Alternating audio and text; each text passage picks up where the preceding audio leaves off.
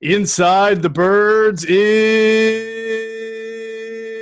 back. What's going on, everybody? It's Geoff Mosher, Adam Caplan. We're in the middle of the week here, and normally we do our midweek tape review, but we've done that already. Obviously, the Eagles played last Thursday night. We took care of our tape review in the last pod, so we're going to do a little bit different as we are in the middle of the week before Eagles Cowboys on Sunday night.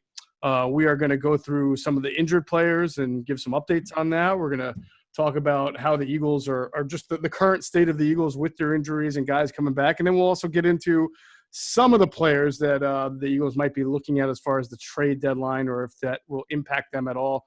There's still more time to go through that, but we wanted to get an early kind of look at it while we had the chance.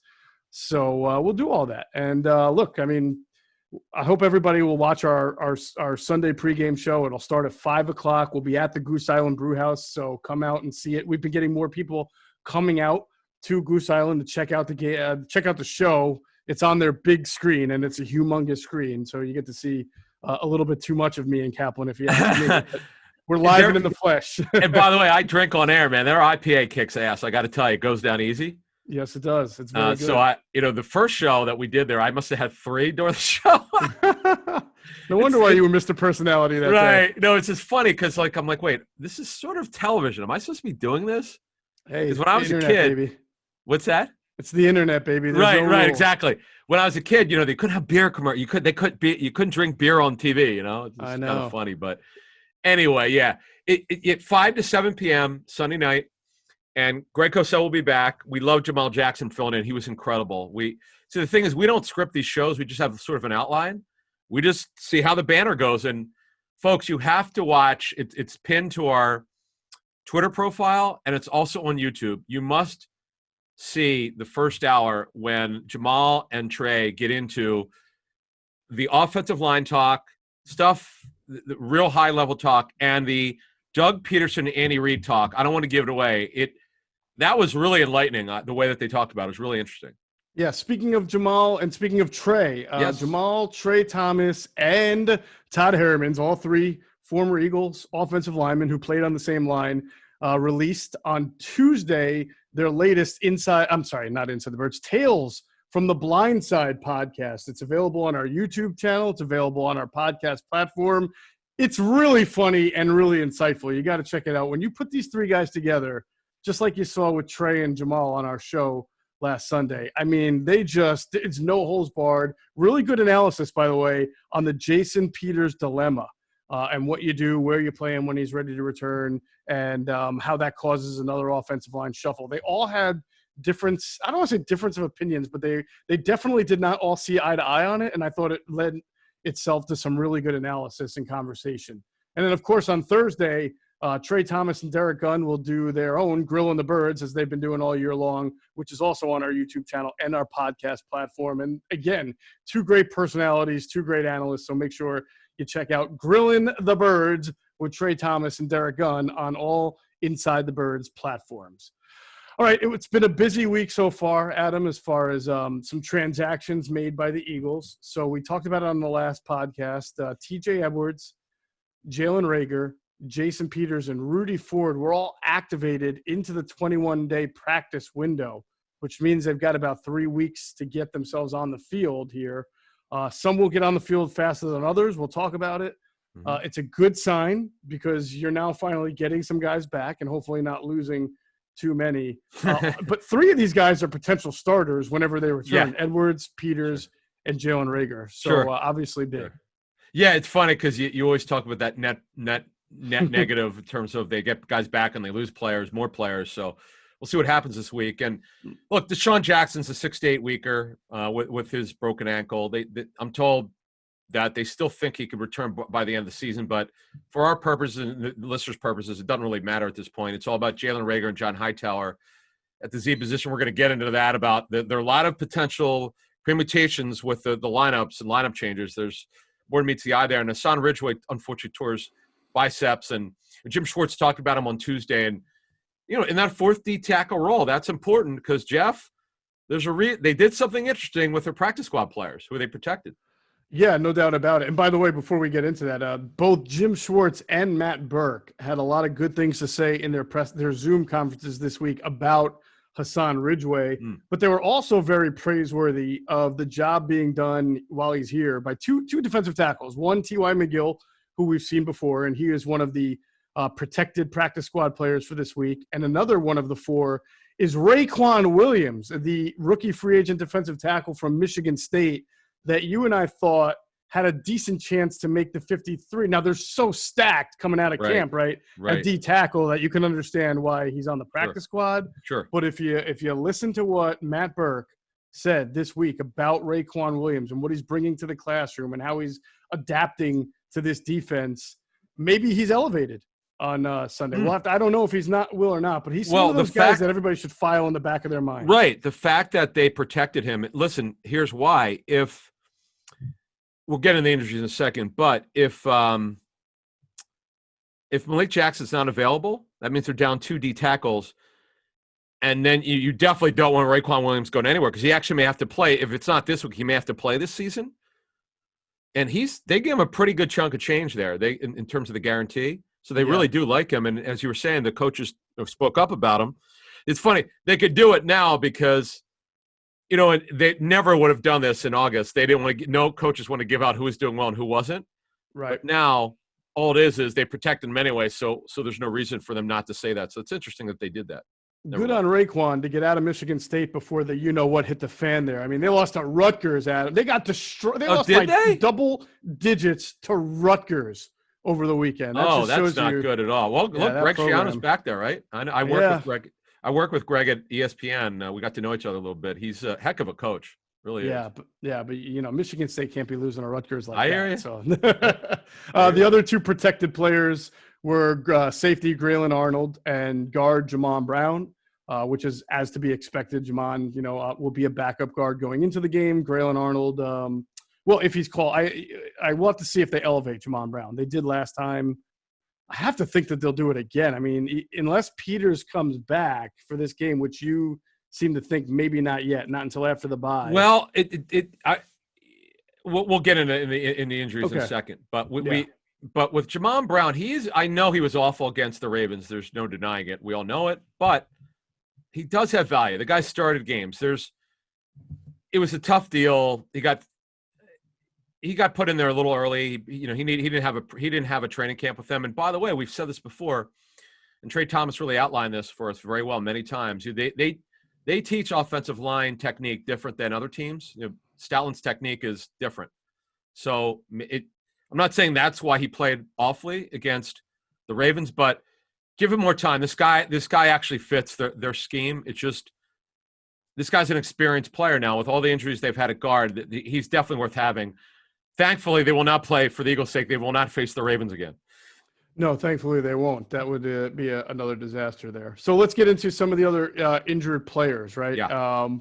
Let's start with Miles Sanders because I think the last we spoke, to our last pod, you expressed doubt about him playing against the Cowboys. So did that improve any at all? No, but what I would say is just the way that I've covered these things for plus 20 years, usually what happens if a guy doesn't practice the week before, but because this is a minor injury, I was told definitely no more than 2 weeks. If he does get on the field later today or even Thursday in a limited fashion, that puts him at least having a chance to play. Whereas if it was a 4-week injury and he started working in week 2, he's not playing this week. They're just trying to get him out there to just get him used to start working again and give him a couple weeks to get his knee right. But again, this is only supposed to be no more than a 2-week injury. So he does have a chance to play, but he's got to get out there. And I got to see what happens. I don't know what it is, though. No, it has not been reported from what I understand. If it's a knee sprain, if it's a bruised knee, I don't know what it is. I just know it's a minor injury. Yeah, I mean, I had the same information as you. When he got hurt, it looked like he was going to miss 2 games. But obviously, these things are fluid. You're right. When it's minor, you can be a faster healer, right, and get onto the field Jalen Reagor than people might expect, which, segues perfectly to Jalen Reagor. So the last we spoke a couple days ago on our podcast, I said that one of the reasons that he was activated into the 21-day window was because they practiced on Monday. They had a light one, which is not normally something they do, but because they had the extra rest, They were able to get on the field Monday. Yep. And that would give them an opportunity to see if the quick recovery that he made that enabled Jalen to get his cast removed 2 weeks early would enable him maybe to even get on the field earlier than expected. So what I was told was that, Tuesday is a big day because if you're going to practice a little bit on Monday for the first time in a while, they need to see how you responded. Yes. Well, I was told that on Tuesday, Jalen had no soreness in his thumb, in his surgically repaired thumb. Ooh. So that's a very good sign. Ooh. There's still Wednesday and Thursday left. Yeah.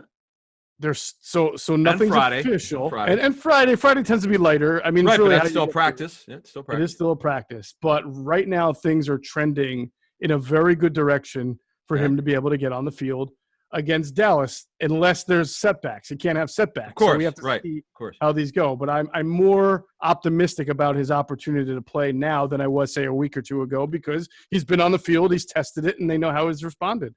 He came back 2 weeks early from a shoulder injury. Right now, he's got a chance to return. Because there's a bye in week 9. It's really a week earlier than expected. This is pretty good news. In fact, now you have this update for us. I'm actually going to try. I'm going to add him in fantasy. I'm going to put in for him tomorrow or now. So good, man. There you go, folks. Yep. That's good news, man. Yeah. So Geoff, in my email, you could see I put the weeks they were put on IR.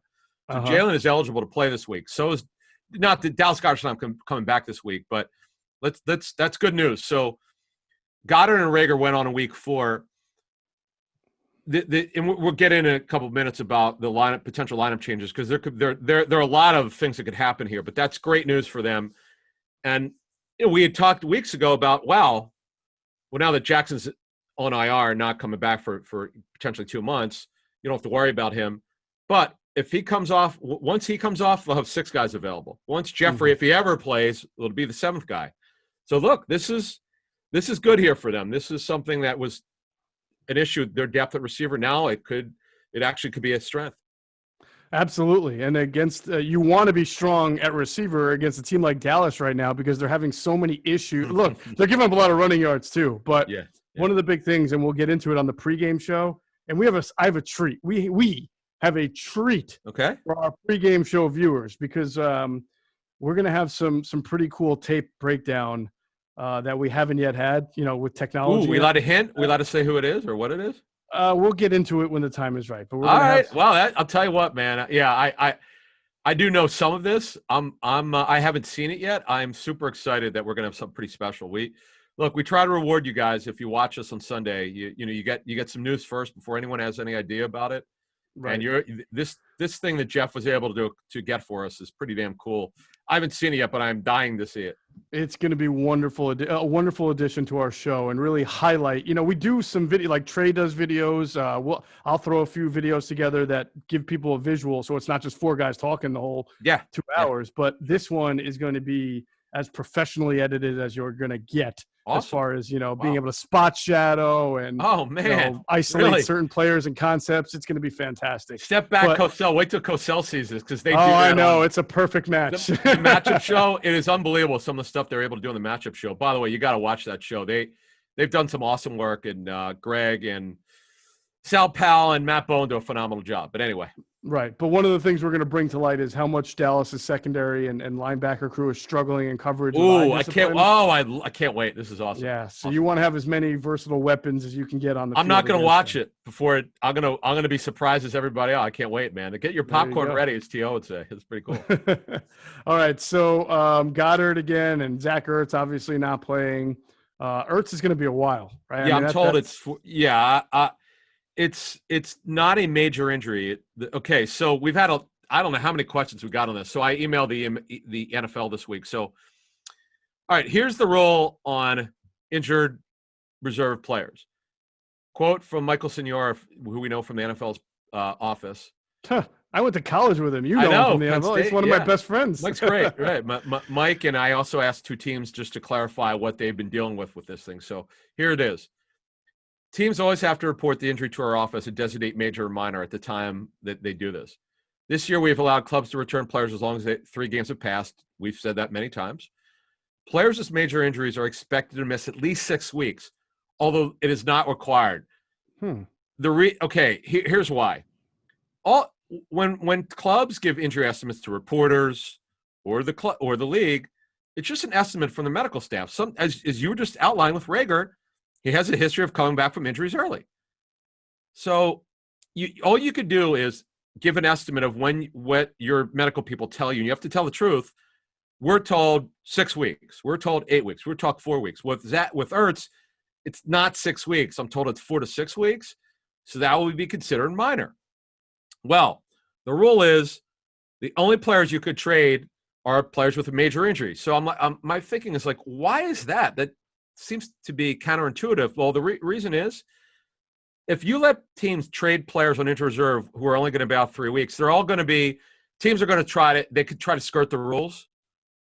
They don't want teams put it – I know you can this year take advantage of the rule. There are no restrictions, except for you have to say whether it's a minor or major injury.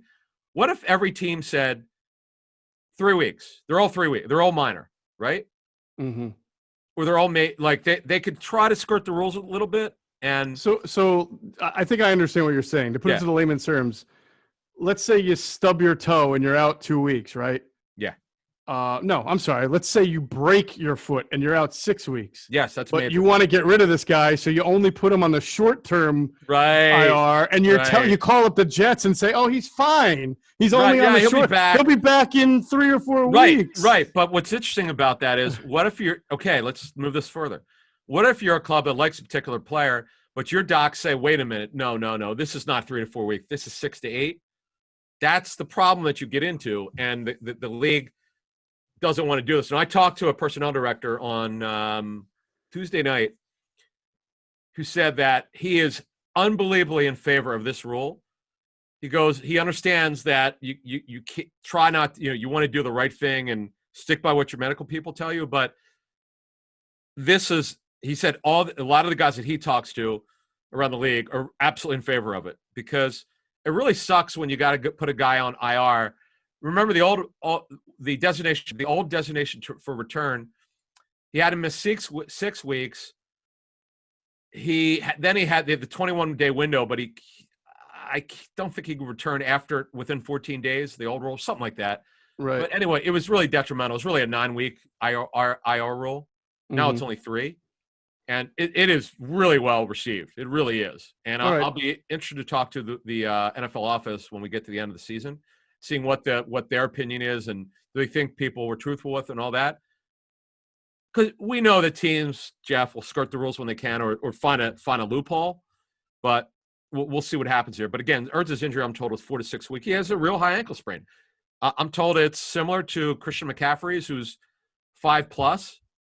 So, maybe the earliest, by the way, Zach, let's move on here a little bit. The earliest. Wait, real quick, because I know we're going to, I want to follow up with you to get clarity on this. Okay. And I know we'll talk about the trade deadline in a few minutes, but as it pertains to Ertz, so he's on the short-term IR, right? Yes, because again, it could be, because the Eagles had to tell the truth here. The worst it could be is 6, but it's really high ankles. I've seen guys come back in 4. Right. And it's a mild high ankle 3. Yeah, and the 21-day, which is 3-week activation window from a 3-game IR actually becomes 6 weeks fully if you need it. You know what I'm saying? Right, but and exactly, and the difference now is you could literally. Okay, so let me move this further. So they can't trade him, by the way, because he's on the short-term IR. Designated him, yes, because it was not a real. If it was broken, absolutely would have been a major injury. Okay. But it's like Deshaun's is a major injury. They had to designate a major injury, which it absolutely is. Now, let's move this further with Reagor. Because the rules are so favorable now to clubs, the Eagles have until Saturday for Sunday game, Saturday at 4 p.m. Eastern, to activate him for this week's game. Whereas before, the old designation to return, you'd have to wait till the 3rd week to activate him. Right. So it's just different now. The rules have completely, and it's so favorable to clubs. Look, it's a shame that we had to have this COVID issue for this to happen. It's great for fantasy, by the way, because now you could get the Reagor thing's a perfect example for fantasy. Now I'm adding him. I have Fulgham in a couple leagues, so I'm not going to do that because you don't want to have 2 receivers from the same team. Right. But where I don't have Fulgham, I'm adding him, man. This kid's explosive, Here's something you can do also, because he's technically not on the 53-man right now. Correct. You can add him if you have an IR spot. even though he's practicing and potentially going to play, you can actually put him on your IR spot for a couple of days here in case you don't want to drop somebody yet, or you want to decide, or you got another player who might play. Yeah, or well, not. that's what most teams take it to the day before the Saturday if they have a Sunday game. They usually don't, because you don't have to activate him. He's just practicing. He's still on IR, right? So you don't. Right. You still have that spot. Exactly. Right. Exactly. So, Okay. Ertz. So do you Reagor think, went on. real quick? Do you think that these rules have been good for the clubs, right? Yeah. Hell yeah. But they're not good for the owners, because I mean, imagine why the obstacles preventing this from going forward is when you have this many guys who are on IR but able to come back so soon, but still have to have their spot filled. That means the owners have to pay. I mean, you've had the Eagles play about 100 guys this year, right? Yeah. Normally, the guys who've been on IR aren't coming back, but now they are. So Peter's going to get paid, and anybody who's been IR is going to wind up coming back and making more money. I wonder if owners are going to say, "Oh, we can't have this system going forward. We're paying too many guys." I mean, certainly a different and fair way to look at it, because you don't want to keep paying all these players in the future. Yeah, for sure. But Goddard went on week 4, so he's eligible whenever he's ready. Reagor was eligible. He served his 3 games. Week 7, he could have played last week if he was ready, but we'll see about week 8. Ertz went on week 7. The earliest he could play is against Cleveland in week 11. I've learned my lesson with Zach. Never count him out. He came back from the Dr. Myers surgery well before, like one of the earliest returns. You want to be there for his teammates years ago, but This is a real high ankle. This is a true, again, like McCaffrey's injury. So the earliest he would return is week 11. Peters, let's get to Peters. Mm-hmm. He's eligible to play this week. He served his 3 games. He went on week 5. I'm not gonna eliminate him. He needs to show me a lot this week. And we're in our next segment, we're gonna get into some of the things that might happen with the lineup. But let's just see what he does here. I was told, I think reliably, that it was less than 50-50. This is as of last week, so we're now in the week following. So we have to see what he can and cannot do. But I find it fascinating that they activated that window with him, not on Wednesday, Thursday or Friday. They did it on Monday so he could participate in the Monday workout, though it's brief. Right. That's a positive sign, man. That, cross your finger, Eagle fans. You might be, who knows? You might be getting some luck this week. You've had terrible luck, but you might have some good luck this week. I think it was Todd Harriman who made a great observation. We've kind of talked about, well, you leave Jordan Mailata there and you put Jason Peters at right guard where he practiced all summer, but I think maybe it was Jamal. One of the guys in Tales from the Blind Side said, well, why wouldn't you actually start Jason Peters at left guard and move Nate back to right guard where Nate has practiced more? He just has played left guard recently, right? He started the season off at right guard because that enables Jason Peters to go back to the left side, not tackle, but guard, where he's more comfortable on the left side where he's played all his life. And Nate Herbig has mostly practiced at right guard. So for a comfort standpoint, you would get that. It's just, I don't know, because you had Peters practicing at right guard all summer. So, but I thought it was an interesting point. Yeah, I that's something we'll talk about in our lineup changes the next segment. But yeah, Peters will have to see with the toe injury. Then Lane Johnson with the ankle and the MCL sprain. He's very questionable to play. Lane's a tough. We know about him with the drama coming back, and he always seems right when you don't think he should play, he plays. And I was told, pretty strongly that his tape before he hurt his knee was actually decent. Mm-hmm. Moved around better, but yet he still is. He still came way too early from the tightrope surgery. So we'll see with there. And Jack Driscoll's day-to-day with his ankle. We don't know on him yet. Chris Mortensen said it was 2 weeks in that area. So yeah, it would be. You would think it was a long shot for this week. And Isaac Seumalo's been eligible for weeks now. He was out. He was after week 5. He was eligible, but I think it's somewhere around weeks 11 or 12, from what I understand, with this knee sprain that he has. That's the time frame. See, this is interesting because they have all these guys. If nobody has any setbacks, they could all be back by week 11 or 12. This is why the trade deadline is tricky for the Eagles, because they're off in week 9. Are you really going to trade for guys to play potentially for 1 or 2 weeks, and then what are they going to? Why did you bring them in? Right. Right. That's the challenge that Howie Roseman has. And Malik Jackson, I'm not real optimistic about him playing this week, but if he gets on the field, we'll take a look at it. Mm-hmm. That plays into obviously Raekwon Williams and T.Y. McGill, whether they'll be up or not this week. Right. Right. active. T.J. Edwards, I'm told, grade 1 hamstring strain. He was available last week, but he had to serve the third game. So there's He's no ready to reason to go. think, barring a Yeah. setback, he'll play. I mean, he'll be available. Then Kayvon Wallace it's a decent shoulder injury, I was told. So I don't know exactly what the time frame is. And, they are actually pretty loaded at safety right now. No doubt they are. They are, and they've been kind of hurting there. I thought Jalen Mills had the interception right against the Giants. I think he's so much better outside of when he's not playing outside corner. And you've now added Will Parks back into the mix. So you basically have your McLeod, Mills, Parks trio that you want to play a lot more of, and that allows guys like Kevon Wallace and Marcus Epps and Rudy Ford to be mostly special teams or maybe sub-package oriented. So now you're kind of back to normal on defense. By the way, man, Parks barely played. He only played 17 snaps on defense. That was a little bit surprising. I don't know why. Yeah, I need to check into that. That was a little bit of a surprise to me. Just a couple leftovers before we move over to some of these potential lineup changes.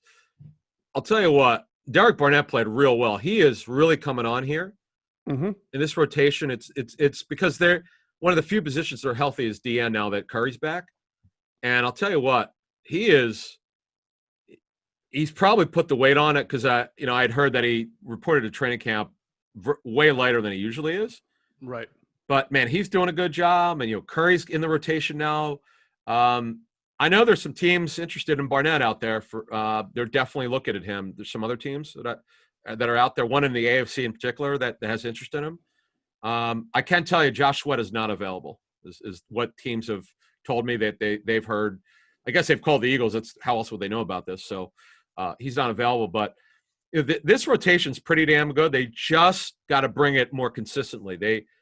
It's kind of like, Geoff, one game they're great, next game they're like this, they were better than average but not dominant. Yeah. I know you can't play at a super high level every week, but they have the potential, man, to have the NFL's best defensive line. Yeah, they do. They do, and it's finally getting healthy and rounding into form. I thought I had a chance to watch more tape of the Eagles-Giants game since we did our review, and I knew Barnett played well. He played even better than I thought. Didn't have like 6 sacks or anything, but constant edge pressure, as you would expect, because he was lining up against Andrew Thomas, who has struggled a lot as a first-round pick left tackle. But nonetheless, he worked Thomas a lot. The stats on Andrew Thomas are really bad. Yep. As far as his rate of hurry allowed, it's easily the worst in the NFL. But Derek Barnett did a great job getting the job done. Also thought it was interesting to hear Matt Burke talked about a defensive line competition that they have, I think, every week called a get off competition about who explodes off the ball. They have little drill. Wow. Vinny Curry is apparently the champion of that game. Wow. Okay. Yeah, how about that? Vinny's always had a very explosive he's not the greatest athlete in the world, but he always explodes right off the ball. His Harry's, man, last year. I mean, he had a ton of pressures last year, a ton. Yeah, it'll be interesting to see what they do if Malik Jackson doesn't play when they want to give Cox and Hargrave a rest. Do they play the T.Y. McGills of the world, or do they move Curry or Graham or even Josh Sweat inside a little bit and give you that old NASCAR package where you would have 3 defensive ends on the field at the same time? Correct. Always good to have that flexibility. Yep. All right, Adam and I have been telling you about PHLSportsNation.com for a long time. Make sure you're heading on over and giving them a look. They are covering all 4 Philly teams like nobody else. I always say 5 because they also do a great job covering the Union. They're enhancing the fan experience with their great content and coverage of our Philly team. So make sure you head on over to PHLSportsNation.com.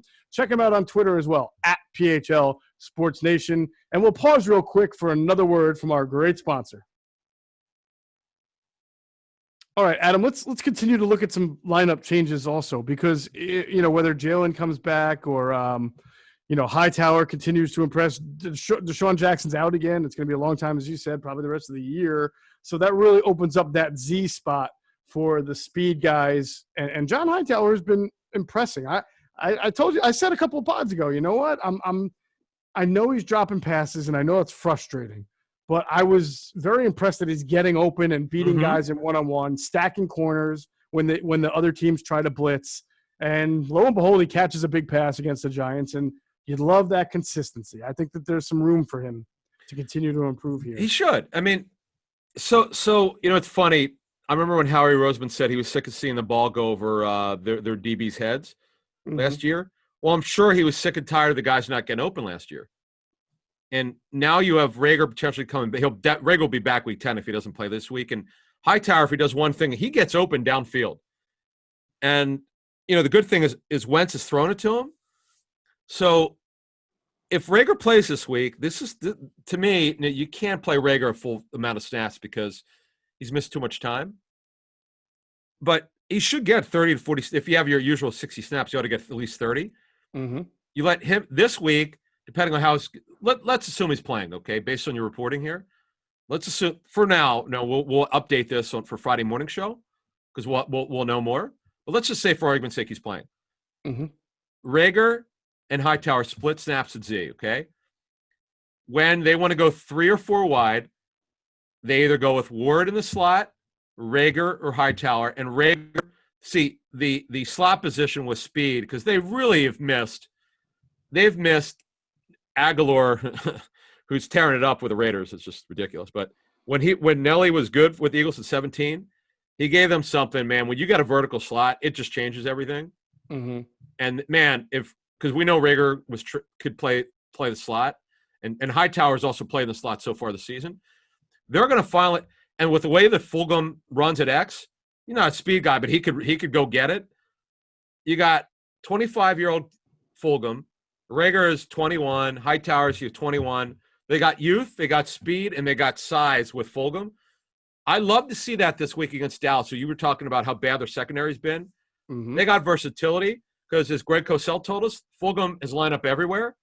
Think about the versatility the Eagles have, which they haven't had in years at wide receiver. No, it's great. You're right. The Eagles are starting to put together something here that, as you mentioned, they haven't had in a long time. What Fulgham is giving them is a guy who can run almost the entire route tree and pull things out of the air and contested catch situations. We said it before. It's kind of what they thought they were going to get in J.J. Arcega-Whiteside, but this guy is even more explosive and has the ability to win in contested catch situations and has a great catch radius. I mean, he's and great hands. Really special. And great hands, right. So that's what I meant by winning in contested catch situations. No, I know.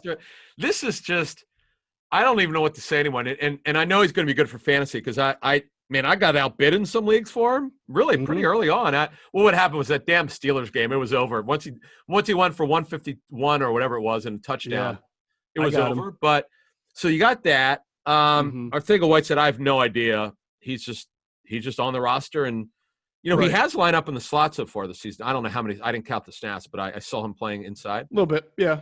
Why can't he help them when they draft him? Why can't he help them in the red zone? Oh, that's a great question. I mean, some of it is true. I mean, Carson has thrown him the ball in the red zone a couple of times, and going back to last year, and then even this year, he threw the really, really bad interception against what was it? Was it the Rams game? And I think what happened is he didn't explode. He didn't cut it hard inside. Yeah, you're right. It was an awful decision. The throw was bad decision. But right, he might have been able to deflect it at least if he would have cut sharper. Mm-hmm. That's what I was told. So, oh well. But he does maybe by some in the second half of the season he could actually contribute in that area. But yeah, I remember watching the tape and seeing he actually caught a nice ball, and it was not really the catch that was impressive about it because it was only about a 12-yard catch. But what was impressive was, I think they were blitzing, and he ran his route short and just kind of sat down in the zone and presented himself as a target and caught the ball and turned upfield and got a few extra yards. It was really just an 8-yard catch, to be honest with you. But the point is, he did everything right on that play, and it's so rare that you see him do everything right from pre-snap to post to catch, right? And so maybe that was a baby step for him. But when you look at this game, Adam, right, you see Greg Ward, you see Fulgham, you see John Hightower, and you see potentially Jalen Reagor coming back. He's fifth. Right now he's fifth, so there's just not going to be that many opportunities. And when Alshon comes back, he's sixth. So yeah, that's not happening. You know it. I don't know. Yeah, who the hell knows? But all right, so that's receivers. So they're in real good shape there. Once they get Reagor back, and Hightower, you're right. He does flash. He's just not strong enough. He's not like Jalen. When fans have not seen Jalen Reagor at his best yet because of the injuries. Mm-hmm. But when he's at his best, wait till you see him snatch the football. And when they got him line up the slot, he's a very rare slot when he does it because he's so built up physically. Mm-hmm. And you don't find guys who could. He's just got a very unique body, and that actually, by the way, helped him with that shoulder injury, that labrum. It actually helped him absorb the impact of that when he was grabbing to try to stop the guy on the interception.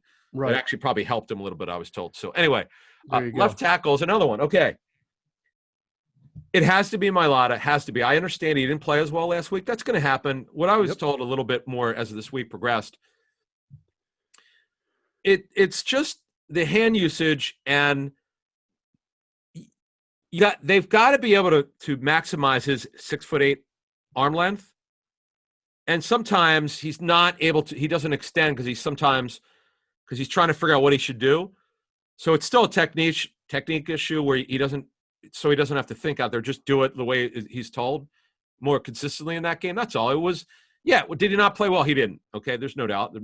But he wasn't anything bad. And by the way, all of it very easily correctable. You just show it to him, you rep it, and it's cleaned up. It's really not a big deal. Yeah, I think he's got, we saw against the Ravens the development of like that mean streak that you need to play in the offensive line, right? Where he tackled Chuck Clark. I always get that wrong. Chuck Clark. Yep. And then, Chuck Clark gets up and he shoves him back down. But in the run game against the Giants, what I notice is he still has to understand how to use that massive body he has and leverage it. And the big thing for him is staying low. Pad level is so important. That's hard. Big. It's hard for guys big as he is, and it is. It's not. I would tell you though, on what you just said, this is where May and June OTAs are so important for a player like this who's new to who's needs the reps. Mm-hmm. That's exactly what you can do with him there, with knee bend and flexion, and it's just harder. The taller you are, the harder it is to manipulate your body. But that's really when that would come. And then the question is, okay, right guard, Peters or Nate Herbig. It's going to be Peters, I believe. Herbig has shown that he's a pretty good backup. It should be Peters at right guard. Then here's the question, though: who's playing left guard? Then it'll be Herbig Isaacs. Again. Oh, okay. So you think it'll be Peters at right guard and left guard Herbig? Okay. That's what it was against the Ravens, right? When Pryor had to play right guard. Jamon Brown had to play right guard. They moved Herbig to left guard. Okay. And he actually, remember what he said, he fared kind of well, Yeah. Given the circumstances. That would work for me. That would work for me. And then that's offense. Now, defensively, the big one, when I say big one, it's TJ Edwards coming back. Right. How do they handle base and nickel? I know they don't play a lot of base, but they're gonna play it 25 to 30% of the time. What do? I would play Singleton and I would play Edwards, to be honest with you. I don't even think it's that much of a decision, but as you mentioned all the time, Ken Flagioli and TJ Edwards and Nate Gary are separated at the hip for some reason. And, Gary always gets the snaps, but I do wonder if that's not going to change eventually. They can't ignore science. They can't ignore data, right? It becomes like the coronavirus argument, right? You can't ignore the data. Science. The science. Right, exactly. Whether it's sports science, whether it's next gen, whether it's data, they all don't favor Nate Gary. Oh, what was it? 24-24 or 26-26 that were against him? At one point it was 24-24. Right. I know that and Jim Schwartz is pointing this out. The media or the people charting don't know what the coverage responsibility was, but come on, we see it. Yeah, come on. We know he shouldn't be playing. It's going to be now again. He had a 2-week injury, so he should be fine. But they have to see it in practice this week if he can do everything. Right. If he's ready, it's got to be Edwards and Singleton and base. Yeah. And now in nickel, it's probably going to be Gary and Singleton. That's kind of the way. Duke Riley can do it because he has before, but he's an inconsistent player, and I don't know if they would go back to him. You're probably right about Gary in nickel, although I still think I would probably just have Singleton and Edwards out there until I'm convinced that Gary is actually better than Edwards. Then I wouldn't do the move. But I'm not Ken Flajole, and neither are you. And I have a feeling that things are going to stay kind of the same on that regard. All right, you want to get into the trade deadline a little bit, but first, let me tell everybody the season's in full swing and the action is still unfolding. So head over to DraftKings Sportsbook, America's top-rated sportsbook app with so many storylines across both professional and college sports. This is the time to check out all that DraftKings Sportsbook has to offer. And if you haven't tried the app yet, just head to the App Store now because you don't want to miss this, especially this, to celebrate the showdown in Happy Valley. And Adam, you know I'm fired up for it. Oh, yeah. DraftKings Sportsbook is giving all new users the chance to turn $1 into $100 when placing a bet on either Ohio State or Penn State. Additionally, DraftKings Sportsbook is giving all new users the chance to receive a sign-up bonus up to $1,000. So on top of the great sign-up offers, DraftKings offers great odds boosts every Sunday to help you make it rain. DraftKings is safe, reliable, and secure, making it easy for you to deposit and withdraw your money at your convenience. So download the top-rated DraftKings Sportsbook app now and use promo code ITB when you sign up to get this can't-miss offer. Pick Penn State, pick Ohio State, just bet $1 on either one and cash $100 if they win. So that's $1 to win $100 when you use the promo code ITB during sign-up for a limited time only at DraftKings Sportsbook. Must be 21 and older, Pennsylvania only. In partnership with Meadows Racetrack and Casino, bonus comprised of a first deposit bonus and a first bet match, each up to $500. Deposit bonus requires 25 times playthrough. Restrictions apply. See DraftKings.com/sportsbook for details. Gambling problem? Call 1-800-GAMBLER. All right, let's get into some potential trade moves that the Eagles could make, or even Adam, you know, what you're hearing going on around the league. Yeah, so just, you know, I've asked teams that have talked to the Eagles or just have reviewed the roster, where do they think they're heavy and where do they think what they think their needs are. So they all agree with me on needs. Number 2 running back, they with size, outside corner, linebacker upgrade, although I don't know that they'll do it. I just think that with Edwards coming back, they're not going to take – I just don't see them taking salary on there, but we had some questions on our message board, our Facebook board, so I'll go over those players. See, the problem with tight end is a pretty good pro personnel guy from another team said, "Man, Philly's in trouble at tight end. They need to go get a tight end." I said, "Yeah, but Goddard should be back by week 11 or 12. Ertz somewhere in that area. Maybe even Goddard comes back week 10. Who knows? So, are you really going to give up some asset for a guy you only need for 2 weeks?" That's a tough sell to me. I don't know if they'd want to do that because that's kind of the way the teams are. I'm sorry. Yeah, I was going to say it might be even of a tougher sell that Richard Rodgers had a pretty good game. Yeah. I mean, he has injury history though. He has. Yeah, but you're only asking, like you said, this is about a week or two that you got to ride him a little bit longer. Right. Man, it's too bad they don't have Noah Togiai, but oh well. Yeah. Although he's probably going to sit now that if once the Colts get Mo Alley Cox back from his knee injury, he probably won't even dress. But we shall see. So those are the needs that any needs that we're missing here. I think those are kind of the needs. Well, tight end, linebacker could be a need. Cornerback, running back. I mean, linebacker's a need, but what it is they need an upgrade. I just don't see them vesting money. It would be slightly surprising if they traded for linebacker. We'll address it, but outside corner. The problem is and I'll go over one name just because I know he was inactive last week, and the guy was a former second-round pick. But I talked about Bo Scarborough last week. I didn't see. I was like 4 blogs wrote about what I said. I didn't say the Eagles wanted him. I just said he's the type of player that would fit well with the Eagles. Yeah, because they need a power back. I just think it's a mistake with them not with okay. So for instance, some of our listeners said, and I tend to agree, that the Eagles should have had Holyfield available last week.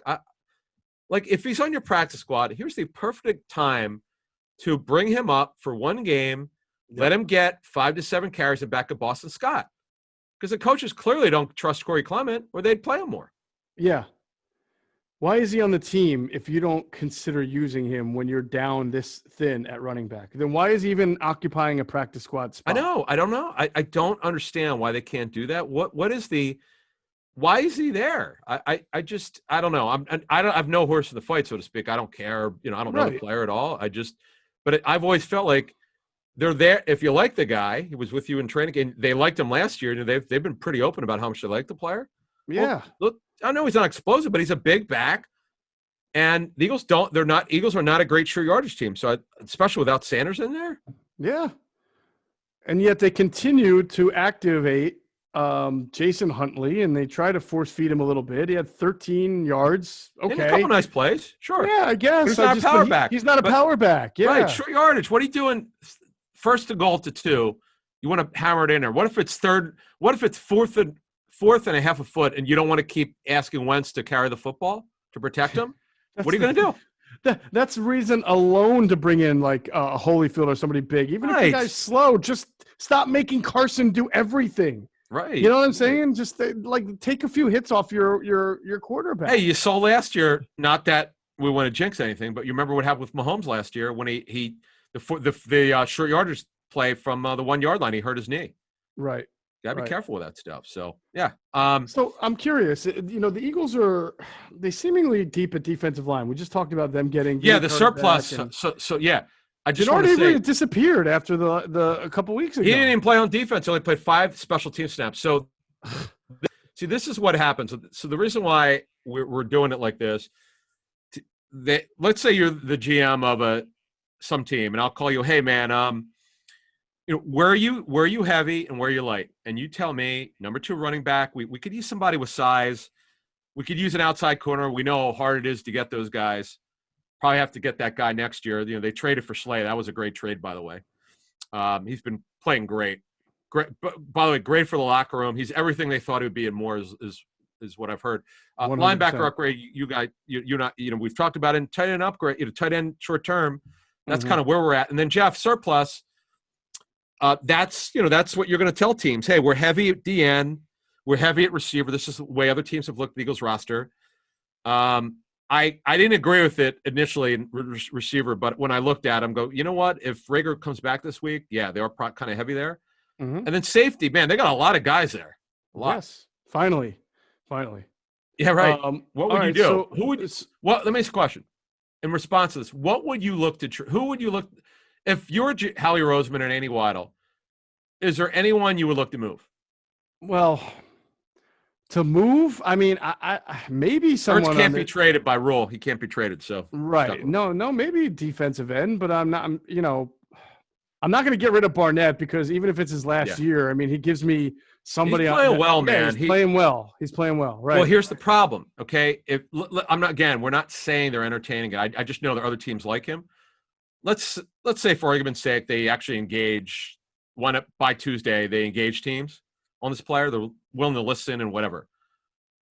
If they do that, if you do wind up trading him, okay, Joshua, we've talked about him. You got to be careful about how many plays you put him in for. Jannard Avery is a guy they didn't even play on defense last week. Right. And Vinny Curry's an older player. I mean, where's your answer? Where's your future DN? That's a great question. I don't know. I would say that maybe Jannard Avery, if you could parlay that really nice game he had against the Steelers into getting a draft pick. I mean, I would definitely, because if I'm the Eagles, I look for, if you're not going to play him, if you could give me a 5th round pick, I'm probably going to, me personally, send him somewhere where they could use him, where he could get 15 to 20 snaps, but a regular role, not every 4 weeks. That's what I would do. That's just me personally, but that's what I would do because it's pointless. You traded a 4 for him. You let him play one game. Is spectacular. He's incredible. I know that you can only play him for a limited amount of snaps because of his size, but man, I don't understand why they can't get him on the field. They don't have anybody like him. No, they other don't. than him. So the Jets have a good linebacker in Avery Williamson. Is he someone that you think that they could target? His salary is. What's that? I like him. He's a good player. Good player, high character guy. He's only 28. He did have the ACL last year, but he's doing fine. He plays in nickel. He plays in dime. He's a good player. High character guy, no issues. Mm-hmm. He did take a pay reduction. His contract expires after the season. In his restructure, it was down to $2.75 million. So if they traded him, you're somewhere around $1.25 million. But see, the problem that the Eagles have is they're so hell bent, the way that I understand it, and rightfully so, because they're in a cap bind. They want to move every single cap dollar they can to next year that's freed up. That's Right. why they're trying to get more restructures done. So with that, you don't want to take on more salary. Now, again, as I was saying earlier here, an upgrade would be smart, but T.J. Edwards is coming back. Is Avery Williamson better than anyone you have? Yes, obviously. Mm-hmm. But you have to make a decision on the money. Me personally, I'm doing this trade. I know we had a bunch of questions about him. I would do this trade in a heartbeat, but the other thing we do need to add here, the Eagles are absolutely in good shape here with their schedule and players potentially coming back if they don't keep losing players. Mm-hmm. I know you think Washington. I thought Dallas 2 or 3 weeks ago. Oh, I was wrong. Who the hell knows? But the Eagles are actually in really good shape here to make a run if they could just get these players back. So I just don't know if they're going to want to take on even over $1 million. I don't know though. I don't know. I mean, it's not a lot of money, but I don't know. Again, Howie Roseman and the way that they've looked at linebacker for well over a decade is not the way that public sees it. Mm-hmm. I just don't know if they would be willing to do it. But to me, it's a no-brainer. I would do it in a heartbeat because, by the way, you can move him. He could play weak side linebacker. He could play middle linebacker. I would do it. For the people, but again, they're not. I don't believe they're on him. They're not on Frank Gore. You'd ask me. I checked into it. They're not. They've not been on him through Wednesday morning. I'm told they've not inquired. That's strange to me. I don't know why they wouldn't even inquire, but I guess they don't. They might solved. not see it. They may not see it the way we see it. He could still play, right? And it's solved. You have Frank Gore would give you some third down to take it off, take a little bit of load off. Mm-hmm. 8 to 10 carries a game, which they need it in the worst way. And guess what? Talk about a great salary, okay? Gore's salary is he got the veteran minimum, $1.05 million. So it's going to be around $400,000 if you were going to make the trade in week 9. Come on, man. Mm-hmm. Make this. But nobody listens to us, so we're not going to get. Look, he was the Eagle for an hour. Back in 15. I remember it was a glorious year. Hilarious. Yeah, I love when people say, "Hey, former Eagle, Frank One Gore." of the best. Yeah. All right, let me tell our friends about Manscaped. We've been talking about them all year long, and look, we know 2020 is a little nuts, but that doesn't mean you should disregard your nuts, no matter what size or shape they're in. Manscaped's on a mission to take care of your manhood with their below-the-waist grooming and hygiene products. They're top-notch. They got the Crop Care Kit, the Crop Reviver ball toner, the Crop Cleanser body wash, the Crop Mop ball wipes, the Foot Duster deodorant. I remember, how I keep talking about how they make stuff that's not just for grooming needs. My feet always stink when I go out for a run. So if I could get a good foot deodorant, I get a good foot deodorant, and Manscaped makes one of those too. Not to mention their great skin-safe technology that they use on their lawnmower 3.0. So get 20% off and free shipping at manscaped.com with the code ITB. 20% off and free shipping at manscaped.com. Just use that promo code ITB. All right, before we get out of here, I'm just trying to think. We've covered kind of most angles on the a couple things trade market. We'll have more for Friday. Actually, I'll have a better idea because last year I put on our show they're going to get involved with Darius Slay and they want him. They were the only team I was told that really made a big push for him last October, and obviously know what happened this March. The reason why it didn't get done is they could not agree on the compensation. Okay. The draft comp, and then they obviously did in March of this year. Running back Jordan Howard, we talked about it last week briefly. Mm-hmm. The thing that's troublesome with Jordan Howard is they benched him in like week 2. How bad could he have been? They're willing to sit on $4.75 million. Yeah. They paid him. See, they already paid him his $3 million fully guaranteed roster bonus on March 26th. So his base salary is only $1.75 million. It's a tradable.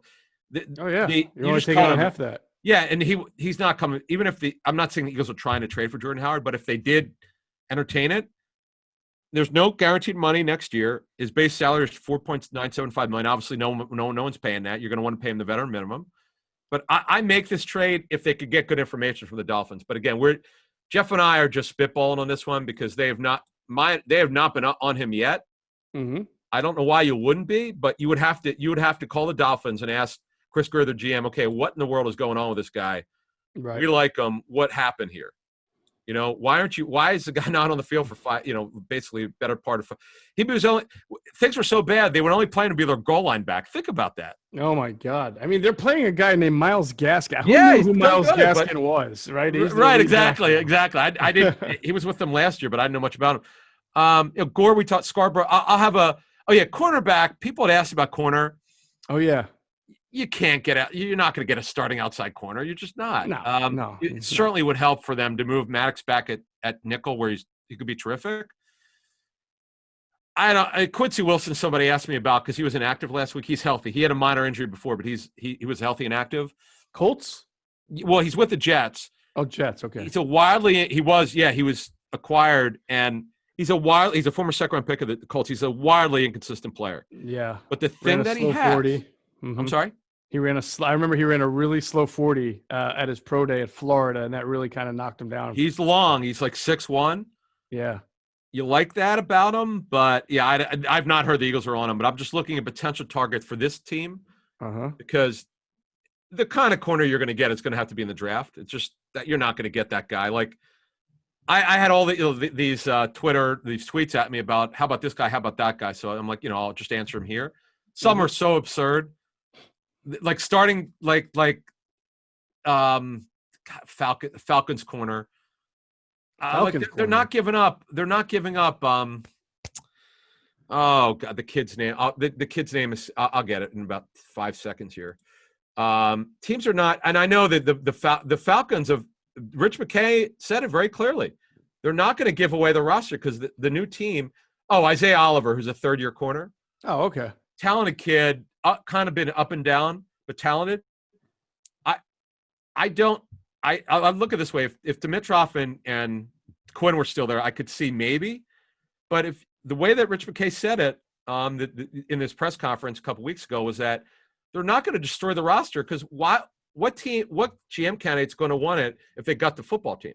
No, and they do have good play. I mean, man, they are reinventing. They have taken chargering and brought it to the East Coast there, and then it's now falconing because the way they lost that game against the Lions, Gurley, in an almost Penn State-like manner, where the running back doesn't take the knee at the goal line. Yeah, Gurley, and then they get a great big play to Galladay, and then they lose at the buzzer. Right.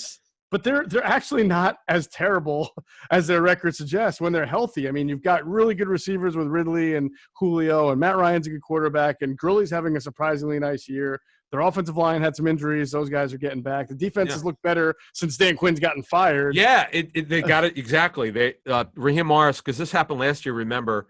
Yeah. The second half of last season, then they dropped off. But I understand the question because Oliver's been a little bit inconsistent, but he's gifted. I don't see that. Okay. But I do believe we're going to find a couple names for Friday's show just from because I'm just trying to figure out who's available. Well, do you think the Eagles make a move or not? I mean, it doesn't sound like we're giving people reason to believe that the Eagles are going to make a move. No, but again, it's got to be a situation, on a guy who's not going to cost them anything. Right. If they like Quincy Wilson, it's not going to cost them anything, conditional 7th.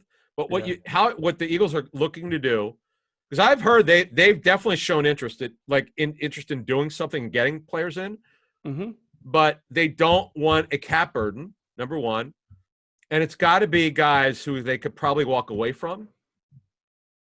Just guys who they're trying to – the Eagles would like to make the playoffs. They see the end of the light here if these injured guys come back. They've made it clear to teams I've spoken with they still believe they can get in the playoffs.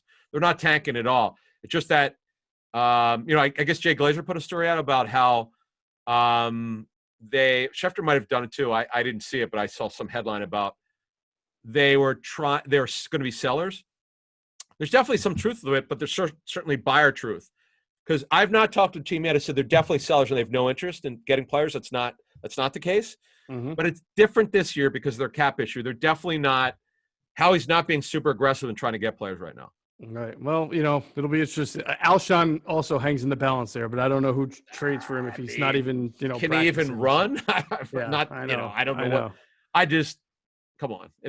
Who'd be dumb enough to trade for him? I don't know. Well, there's always somebody sometimes. We'll see. There's a sucker born every minute, but there is. Well, look, no, but before we get out of here, if he just got back to practice and the word got out that he looked good, because typically if you're trying to move a player like Alshon who's been available for over a year, you're going to get the word out if the guy's healthy and at practice.